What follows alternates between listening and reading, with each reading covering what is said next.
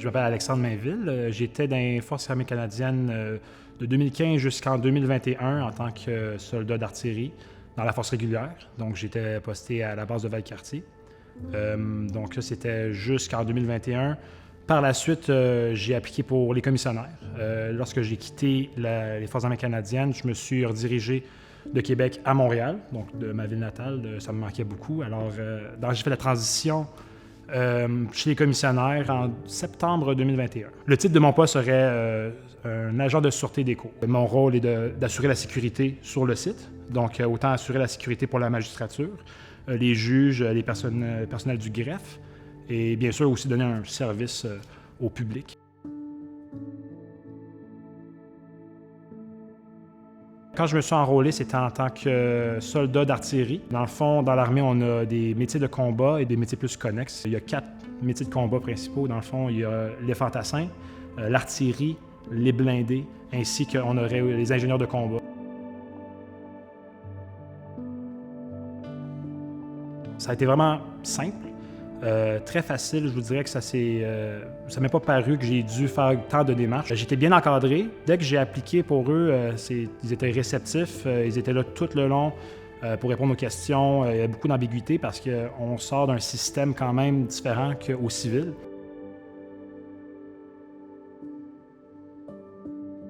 La satisfaction dans mon travail, c'est beaucoup de servir le public, chose que j'ai moins eu l'occasion de faire en tant que militaire, parce qu'en tant que militaire, on est beaucoup entre nous pour faire les missions. J'aimais beaucoup déjà le service à la clientèle dans mes emplois auparavant, donc de reprendre ce côté-là, c'était vraiment bien. Sinon aussi de servir la Cour fédérale sur le contrat que j'ai avec les commissionnaires, c'est très satisfaisant parce que c'est quand même pour protéger les juges sur place, donc c'est quand même un rôle important.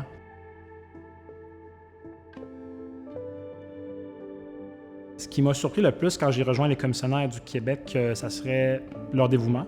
Parce que c'est sûr qu'il y a beaucoup d'employeurs qui vont être contents de savoir qu'on est un ancien militaire.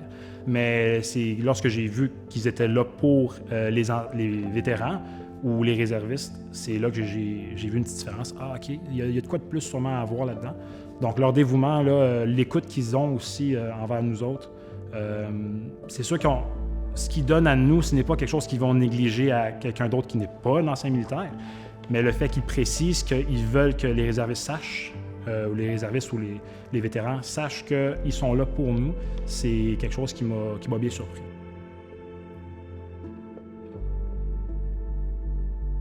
Une compétence dans l'armée qui m'est très utile aujourd'hui, ça serait vraiment l'assurance en moi-même.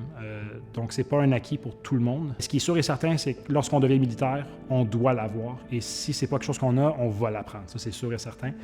Donc, sur le terrain, d'avoir une confiance en soi, c'est pas juste de se dire je suis beau, je suis capable, je peux le faire. Non, c'est de vraiment se dire peu importe ce que je vais faire, je vais enfiler mes bottes puis je vais vraiment faire ce que je veux faire à 100%. Et même si on va avoir un degré d'hésitation, on va aller au bout de notre décision, puis par la suite, on va regarder si on aurait pu améliorer ou pas. Mais de ne pas hésiter lorsqu'on a à faire notre travail.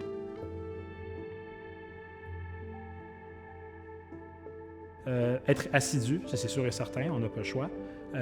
Sinon, je dis encore souvent le professionnalisme, c'est peut-être redondant, mais en même temps, ça englobe vraiment les côtés les plus importants selon moi, comment est-ce qu'on se présente. Sinon, c'est vraiment aussi de pouvoir être à l'écoute du public. Parce que dans les Forces armées canadiennes, on apprend aussi à savoir comment gérer le public dans certaines circonstances. Donc, si on fait du contrôle de personnel, si on fait une défense locale, on sait qu'on peut avoir affaire à du public, peu importe c'est où.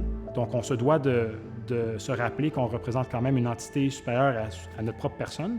Le terme de leadership, c'est un gros must, comme on dit, dans les forces. Donc, de là, la transition à mon poste aujourd'hui, ça va au-delà de notre petite personne à nous. Je dis notre petite personne souvent, mais on est quelqu'un d'important. Cependant, c'est ce qu'on a à faire sur le terrain. C'est beaucoup plus important que notre propre confort. Donc, d'être capable de sortir de notre zone de confort, ça fait partie de leadership, parce qu'on doit commencer à se dire qu'est-ce que je dois faire qui va être bénéfique pour mon entourage.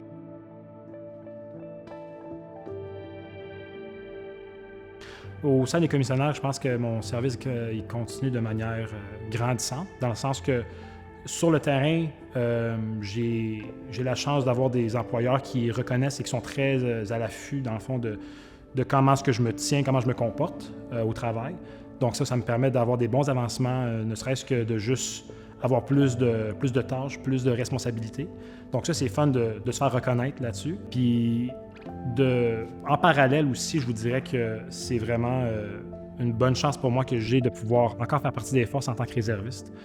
Donc, ça me permet justement de continuer la mission, comme on dit. Le soldat peut sortir de l'armée, mais on ne peut pas vraiment sortir l'armée du soldat.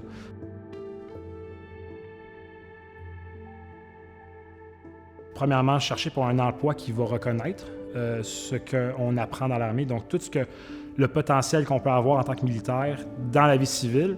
Donc, moi, j'ai eu la chance justement de trouver les commissionnaires. Puis moi, je n'étais même pas au courant que les commissionnaires étaient une compagnie qui était une compagnie privée, qui était au service des vétérans. Donc, c'est quand j'ai regardé, j'ai fait de ma recherche, que je me suis rendu compte, il y a une compagnie qui sont là pour les vétérans ou les réservistes et les anciens membres de la GRC, si je me souviens bien. Donc, quand j'ai vu ça, j'ai trouvé ça intéressant.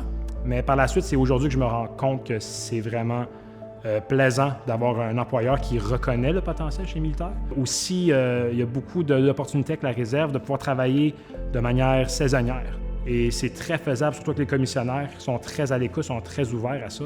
Je trouve que la réserve, c'est vraiment un parfait juste milieu pour garder un côté d'armée dans sa vie au quotidien. Dans la réserve, tout est vraiment sur une base volontaire. C'est sûr qu'il y a un certain rendement minimal à donner. Par la suite, c'est au réserviste de décider est-ce qu'il veut rentrer plusieurs fois, est-ce qu'il veut prendre part à des exercices. Donc, c'est vraiment selon le rythme du réserviste. Ça nous permet d'avoir un métier au civil. Comme moi, par exemple, j'ai la chance d'avoir un métier 40 heures semaine, donc je suis en plein. Cependant, mes heures me permettent d'aussi aller à la réserve, d'aller à mon régiment, qui est le régiment de Maisonneuve, à Montréal. Alors, j'ai la chance de donner mon temps pour la réserve et certaines fins de semaine, je peux rentrer, donc ça ne va pas empiétrer sur mon horaire.